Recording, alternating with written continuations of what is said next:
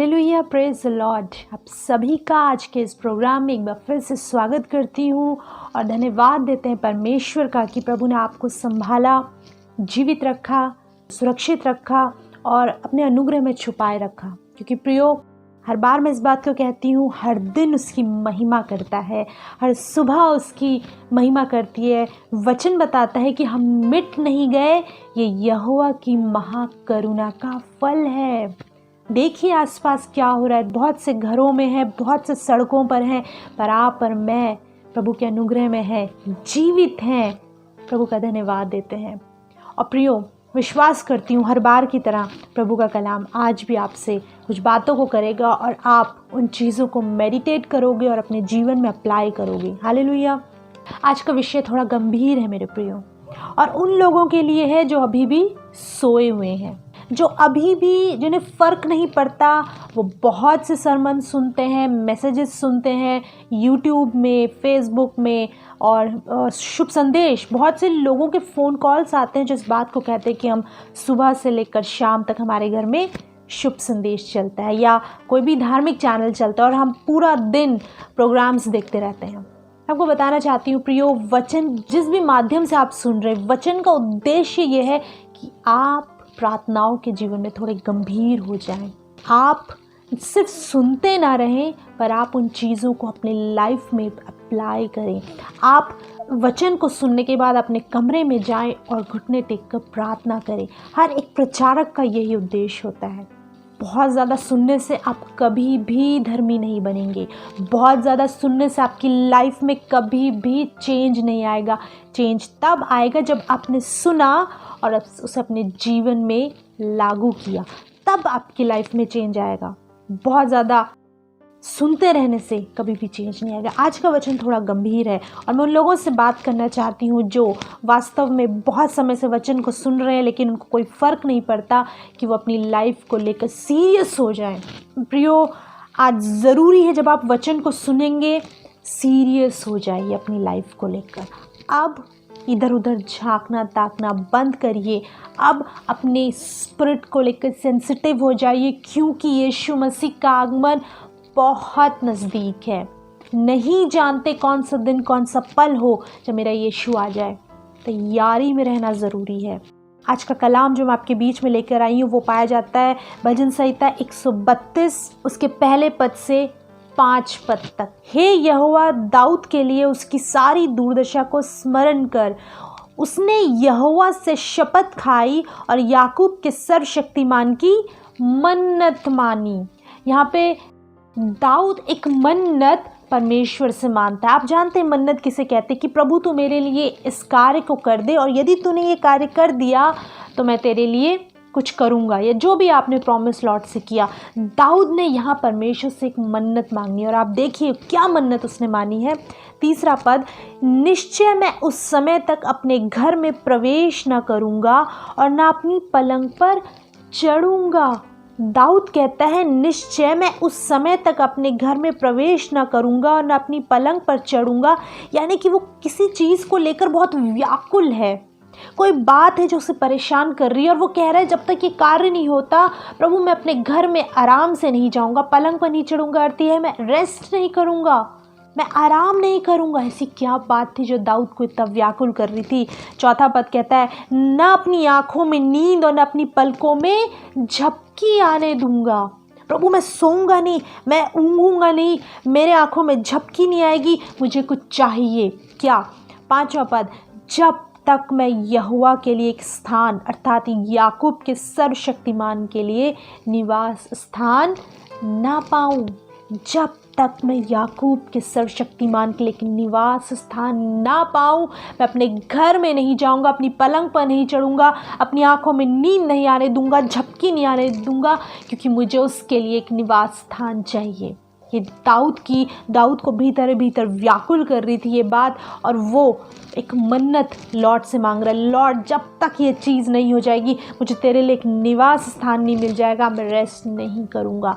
आप जानते हैं मेरे प्रियो, दाऊद जब संदूक को लेकर यरूशलेम को आया, और लिखा है वो बड़ा नाचता गाता, बड़ा उत्साह के साथ वो उसको लेकर आया, और उसने उसे एक तंबू में रखा। जैसे हमेशा से मूसा के समय से संदूक को एक तंबू में रखा जाता था, उसने संदूक को एक तंबू में रखा, यानी परमेश्वर की उपस्थिति एक तंबू में थी। अब दाऊद को यह बात अंदर अंदर व्याकुल करती थी कि मैं तो राजभवनों में रहता हूँ, बहुत ही खूबसूरत मेरा महल है, पर मेरा परमेश्वर एक तंबू में है, मैं इसके लिए एक मंदिर बनाऊंगा। उसके मन में ये बोझ था। और आप जानते हैं परमेश्वर ने कहा तू नहीं किंतु तेरा निज पुत्र उससे बनाने पाएगा। और आने वाले समय में सुलेमान ने उस पवित्र मंदिर को बनाया। पर दाऊद के अंदर एक व्याकुलता थी, क्या कि मुझे एक निवास स्थान बनाना है। मेरे प्रियो, पता है जब मैं इस कलाम को पढ़ रही थी, मैंने बहुत बार ये वचन पढ़ा, पर इसने मुझसे कभी भी इस तरीके से बात नहीं करी। पर जब मैं इसे पढ़ रही थी तो वचन ने मुझसे बात करी, मेरी आत्मिक आंखें खुली। मैंने कहा लॉर्ड, दाऊद जैसा जन जो एक राजा था जिसके पास दुनिया के बहुत से काम थे, और वो बहुत व्याकुल है क्योंकि वो उसे अच्छा नहीं लग रहा था कि परमेश्वर तंबू में है। वो व्याकुल था क्योंकि उसे परमेश्वर के लिए एक मंदिर बनाना था। मेरे प्रियो, आप व्याकुल है या नहीं कि आप परमेश्वर के लिए एक मंदिर को तैयार करें? आप व्याकुल हैं कि नहीं कि आप परमेश्वर के लिए एक मंदिर को तैयार करें? आप जानते हैं कलाम कहता है तुम्हारी देह पवित्र आत्मा का मंदिर है, होली स्पिरिट का टेम्पल हो आप। कभी कभी इस चीज़ को बहुत गंभीर होकर सोचिए और मेडिटेट करिए कि मेरा शरीर होली स्पिरिट का मंदिर है, यानी वो इसमें वास करता है। मेरे साथ पढ़िए, आप पढ़ेंगे तो आपको ज़्यादा अच्छा लगेगा। आप मेरे साथ निकाल सकते हैं 1 कुरिन्थियों उसका 6 अध्याय उसका 19 और 20 पद। क्या तुम नहीं जानते कि तुम्हारी देह पवित्र आत्मा का मंदिर है जो तुम में बसा हुआ है और तुम्हें परमेश्वर की ओर से मिला है, और तुम अपने नहीं हो?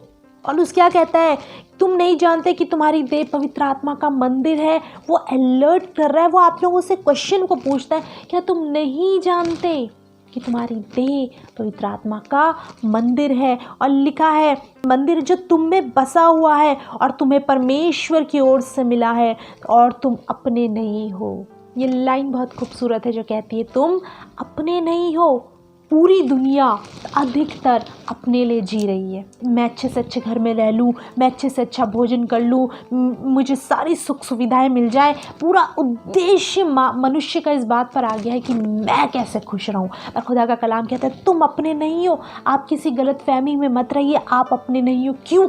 एक कोई है जिसने दाम देकर आपको खरीदा है। हम अपने नहीं हैं, कोई है जिसने लहू बहाया, एक कीमत चुकाई और आपको मोल ले लिया। अब आप उसके हो, और उसके हो इसका अर्थ है कि उसका आत्मा आप में वास करता है। अब आप अपने नहीं। कलाम कहता है 20वां पद, क्योंकि दाम देकर मोल लिए गए हो, इसलिए अपनी देह के द्वारा परमेश्वर की महिमा करो। इसलिए अपनी देह के द्वारा परमेश्वर की महिमा करो। आप जानते हैं दाऊद के अंदर एक व्याकुलता थी, मुझे बहुत ही खूबसूरत ये बात लगती। कहता है मैं अपनी आंखों में नींद नहीं आने दे सकता प्रभु, मैं कैसे सो जाऊं अपने बिछौने पर जाकर, मैं कैसे अपने महलों के ऐशोआराम की चीज़ों का सुख भोगूं, जबकि मेरा परमेश्वर तंबू में रहता है। मेरे एक उसके लिए एक भवन तक मैं अभी नहीं बना पाया। और आप बहुत चैन से, बहुत आराम से अपनी सुख सुविधाओं में, दुनिया के ऐशोआराम में, दुनिया की चीज़ों में व्यस्त हो। क्या प्रार्थनाएं करते हो आप? मेरे पास कॉल्स आती हैं, क्या विषय होते हैं? मेरी बेटी की शादी हो जाए, मुझे घर मिल जाए, मेरे ऊपर से कर्ज हट जाए, मेरी ये बीमारी चली जाए, तरह तरह की दुनियावी प्रार्थनाएं। किंतु ये प्रार्थना कोई नहीं करता कि प्रभु मुझे तो अपना मंदिर बना। तेरा कलाम कहता है तुम्हारी देह पवित्र आत्मा का मंदिर है, परमेश्वर का आत्मा तुम में वास करता है, और वो आत्मा खुदा ने आपको दिया है, उसका आत्मा हमारे भीतर वास करता है। क्या आप उसका निवास स्थान तैयार कर रहे हो? क्या आप अपने शरीर को तैयार कर रहे हो कि होली स्पिरिट उसमें रहे? क्या होली स्पिरिट आपके शरीरों में वास करता है? पहला क्वेश्चन तो ये होना चाहिए, क्या आप जानते हो होली स्पिरिट आपके अंदर है? क्या होली स्पिरिट आपके अंदर वास? आपको उसको तैयार करने की ज़रूरत है। मेरे प्रियो, कभी कोई ऐसी प्रार्थना नहीं है अगर आप ये प्रार्थना करते हैं कि प्रभु तू मेरी देह को पवित्र बना दे, प्रभु तू मुझ में सामर्थ दे कि मैं कलाम को पढूं, प्रभु मुझे सामर्थ दे। मेरे प्रियो, ऐसी कोई प्रार्थना नहीं, आपको करना होगा। जैसे जैसे आप वचन को पढ़ोगे, जैसे जैसे आप प्रार्थनाएं करोगे, सामर्थ आप में आती रहेगी। धीरे धीरे आप सामर्थी होते जाओगे। पर पहले आप सामर्थ मांगोगे और फिर आप करोगे, ये गलत। शुरुआत तो आपको करनी होगी। एक स्टेप तो आपको उठाना होगा। आप एक स्टेप उठाओगे, परमेश्वर 100 स्टेप उठा के आपके नज़दीक आएगा। पर पहला स्टेप आपको उठाना है, वो ज़ोर और ज़बरदस्ती का परमेश्वर नहीं है। आधी आयु सिर्फ ये प्रार्थना में निकल जाती है, प्रभु मुझे प्रार्थना करना सिखा दे, प्रभु मुझे वचन पढ़ना सिखा दे। स्टेप आपको उठाना होगा। कब तक शरीर की चीज़ों के पीछे भागेंगे? शारीरिक प्रार्थनाएं, शारीरिक चीज़ें मिल जाएं, और किस शरीर के लिए मांग रहे हैं? मैं हर बार कहती हूँ, मुझे बड़ी मूर्खता की बात लगती है उस शरीर के लिए जिसने 80-90 साल बाद यही रह जाना है, पर उस आत्मा की चिंता नहीं करते जिसने स्वर्ग में परमेश्वर के साथ अनंत काल के लिए जाना है। उस आत्मा की चिंता नहीं करते। अगर आज मुर्दों में से कोई जी उठकर इस बात को बता दे कि वहाँ क्या है वहाँ, तो आपकी आंखें खुल जाएंगी। मेरे प्रियो, जागिए, सोने का समय नहीं है। दाऊद कहता है, मैं अपनी पलकों में झपकी नहीं आने दे सकता, मैं सो नहीं सकता। उसकी रातों की नींदें उड़ गई थी, उसे एक निवास स्थान चाहिए था परमेश्वर के लिए, और आप बेसुध होकर सो रहे हो। आपको फ़र्क नहीं पड़ रहा, आपकी देह नाश हो रही है।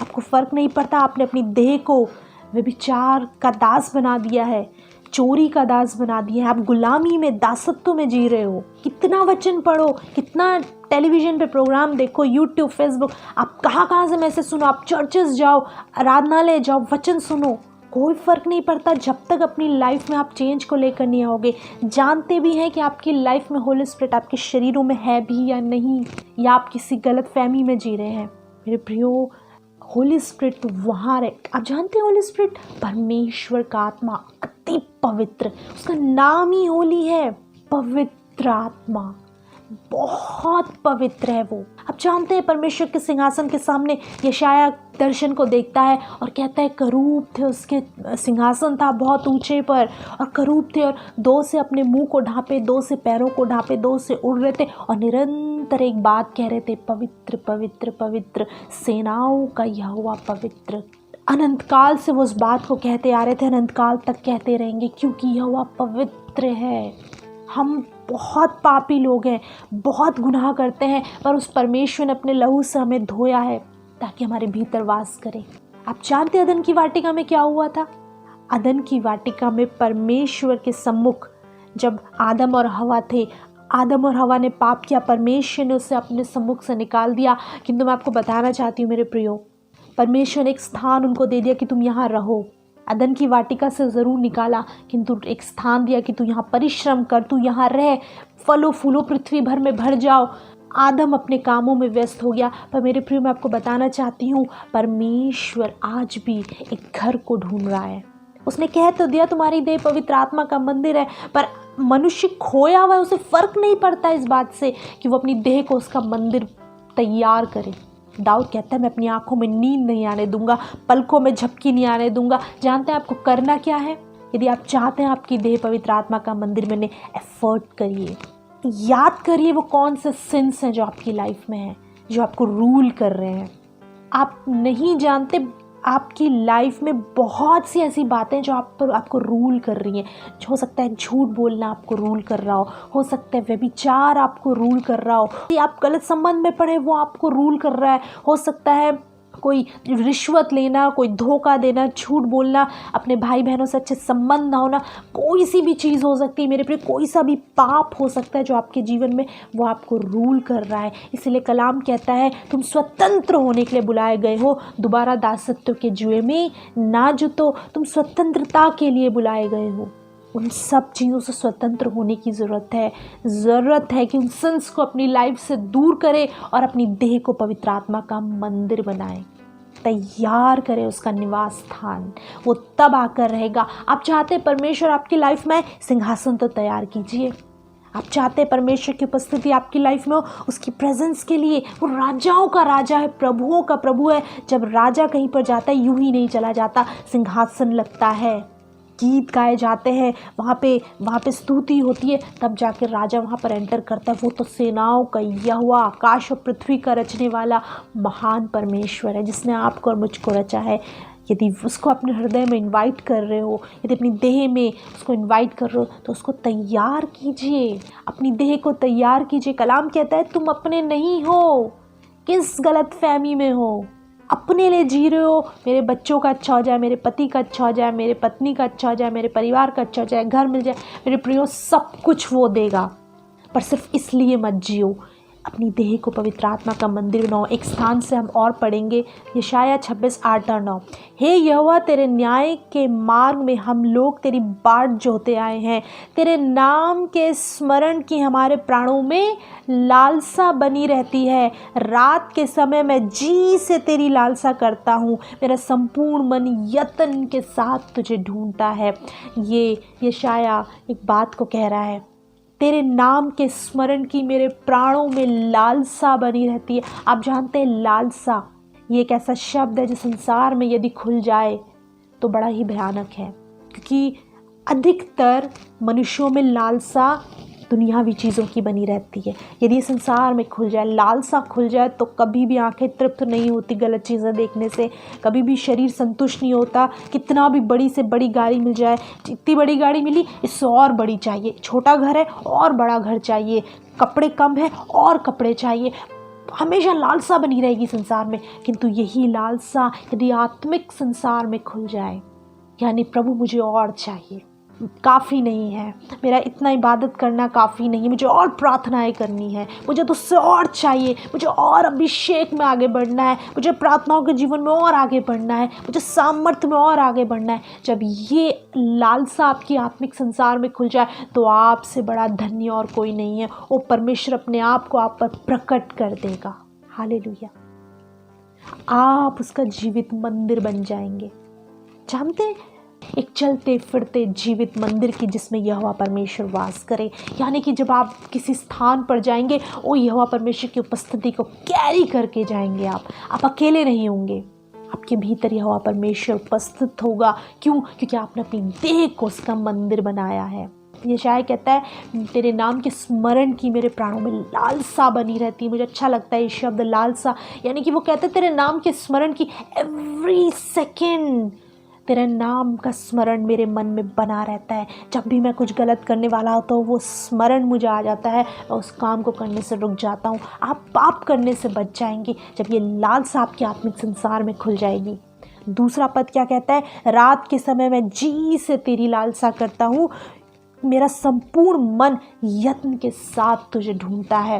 रात के समय जब बिछौने पर होता हूँ, ओ प्रभु, दुनियावी बातों, कल क्या खाऊंगा, कल कैसे रहूँगा, मेरे बच्चों का क्या होगा, शादियाँ कैसे होंगी, क्या क्या, मैं उन चीज़ों के बारे में नहीं सोचता। कहता है मैं जी से तेरी लालसा करता हूँ। हालेलुया। मुझे और चाहिए प्रभु, ये काफ़ी नहीं है। मैं 4-4 घंटे प्रार्थना करता हूँ, मेरे लिए ये भी काफ़ी नहीं, मुझे और प्रार्थनाएं करनी है, मुझे कलाम को और समझना है। अब मेरे प्रियो, मैं आपको बताना चाहती हूँ, जो वचन है ये रहस्यों से भरा हुआ है, ये गुप्त भेदों से भरा हुआ है। इसीलिए खुदा का कलाम कहता है, मुझसे प्रार्थना कर, मैं तुझे बड़ी बड़ी और कठिन बातें बताऊँगा जिन्हें तू अभी नहीं समझता। अद्भुत बातें हैं इसमें। कई लोग तो ऐसे ही पढ़ के निकल जाते हैं, बहुत से रहस्य इसमें छुपे हैं। इसीलिए 2020-21 साल से ये वचन प्रचार किया जा रहा है और हर बार हर प्रचारक, हर व्यक्ति नई बात आपको बताता है। एक ही वचन कई तरह से बातें करता है। क्यों? ये कभी भी पुराना नहीं होता, ये कभी भी ये नहीं कि पुरानी पीढ़ियों में ये अलग तरीके से बात करता था। हर जनरेशन के लिए है, हर उम्र के व्यक्ति के लिए है, रहस्यों से भरा है। कहता है, ओ प्रभु, रात के समय में जी से तेरी लालसा करता हूँ और मेरा संपूर्ण मन यत्न के साथ तुझे ढूंढता है। मैं तुझे ढूंढता हूँ प्रभु, यत्न के साथ इस कलाम को पढ़ता हूँ, कलाम में तुझे ढूंढता हूँ, मेडिटेट करता हूँ तेरे वचनों को। ये सब वो क्यों कर रहा है? उसकी देह होली स्पिरिट का टेम्पल बना रहे। वचन कहता है मेरे प्रिय, एक स्थान पर, इन छोटी लोमड़ियों को पकड़ लो, ये दाग की बारी को भी। ये छोटी छोटी लोमड़ियाँ क्या हैं? ये छोटी छोटी लोमड़ियाँ वो हैं, वो छोटे छोटे से सिंस जो आप करते हो, वो छोटी, आपकी नज़रों में बहुत छोटा सा सिन है, मैंने झूठ बोल दिया, कोई फ़र्क नहीं पड़ता, पर ये आपको टेम्पल बढ़ने से रोक रही है। हो सकता है आप हत्या नहीं कर रहे, जैसे मैंने पिछले एपिसोड में इस बात को कहा। आप कोई बहुत बड़ा सिन नहीं कर रहे हो, किसी का खून नहीं कर रहे हो, हत्या नहीं कर रहे हो, या आप कोई बहुत बड़ा, जो आपकी नज़र में बहुत बड़ा, आप ऐसा कोई गुनाह नहीं कर रहे हो, पर जो छोटे छोटे सिंस आप करते हो मेरे प्रियो, ये वो लोमड़ियाँ हैं जो दाग की बारी को बिगाड़ती हैं, यानी कि आपके आत्मिक जीवन का नाश करती हैं और होली स्पिरिट कभी भी आपके भीतर नहीं रह पाते। वचन सुनिए, प्रार्थनाएं करिए, सब कुछ करिए। पर मेरे प्रियो, वचन का उद्देश्य ये है, जिस भी प्रचारक को आप सुनते हैं, हर एक का उद्देश्य सिर्फ ये होता है कि आप अपनी लाइफ से उस पाप को दूर करें, क्योंकि आपको एक टेम्पल बनने की ज़रूरत है। दाऊद कहता है, मैं अपनी आंखों में नींद नहीं आने दूंगा। आप कैसे बेफिक्र होकर उस सिन के साथ सो रहे हो? आप कैसे आपको फ़र्क नहीं पड़ रहा, और आप कैसे उस पाप को अपनी लाइफ में एंटरटेन कर रहे हो? पाप को दूर करने की ज़रूरत है।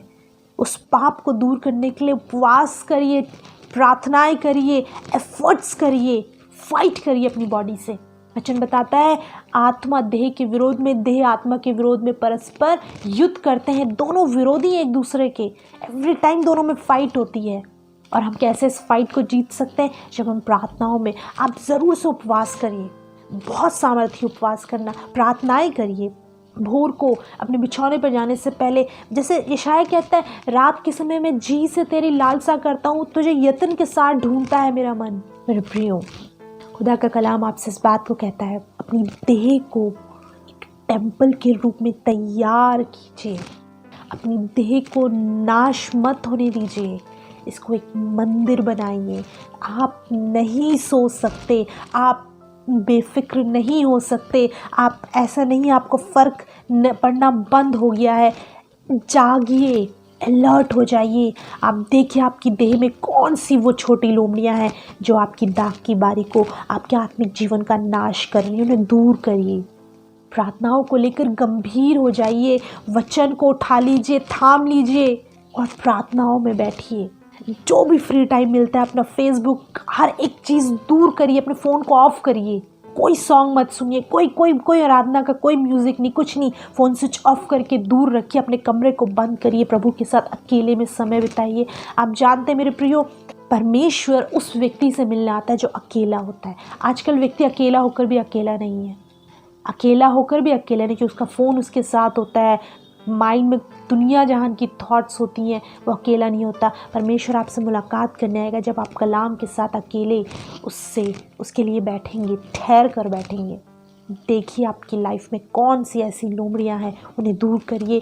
दाऊद की तरह एक मन्नत मांगिए प्रभु से, प्रभु तब तक मैं आराम की, चैन की नींद नहीं सोऊंगा जब तक ये चीज़ें मेरी लाइफ से दूर, जब तक मैं तेरे लिए एक निवास स्थान ना पाऊँ। तो दाऊद कहता है, जब तक मैं तेरे लिए एक निवास स्थान ना पाऊँ। हालेलुया। विश्वास करती हूँ आज बहुत से लोगों ने इस कलाम को सुना है। और मेरे प्रियो, ज़रूरी है जब वचन यहाँ से प्रचार किया, आपके हृदय में दस्तक दिए, तो आप अपने दिल के द्वार को खोलो, खुदा के लिए अपनी देह को तैयार करो। हालेलुया।